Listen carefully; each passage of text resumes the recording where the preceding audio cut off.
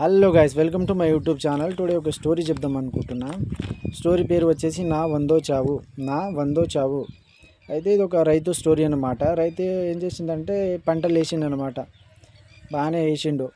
అయితే పంటలు వేసి అందులో ఏమైంది, ఇంకా నష్టం వచ్చింది. తను అనుకున్నంత మోతాదులో రాలేదు, ఇంకా నష్టం వచ్చింది. ఇంకా అప్పు బాధ ఎక్కువయ్యి తను ఇంకా అప్పు తీర్చలేక కరెంట్ షాక్ పట్టుకోను, పురుగుల మందు తాగు, ఇంకా ఏదో ఊరేసుకొని చనిపోతాడు.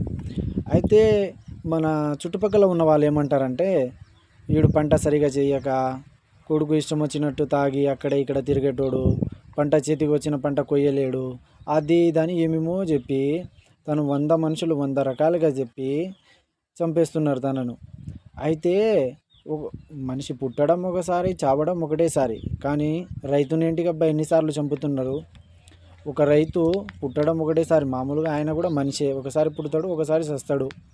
అలాంటిది తనను 100 మనుషులు 100 రకాలుగా చెప్పి తన ఆత్మకు శాంతి లేకుండా చేస్తారు. ఇంకొకటి విషయం ఏంటంటే, అప్పట్లో రైతే రాజు అనేటోళ్ళు. ఇప్పుడు రైతు ఒక కూలీలాగా మారిపోయిండు. ఏం చేస్తాం, ఇప్పటి ఇట్లా ఉంది స్థితి. చూద్దాంలే. Thank you. Welcome to, please subscribe my channel. Thank you. మరి రేపు మీ కొత్త వీడియోతో మీ ముందుకు వస్తా. Thank you.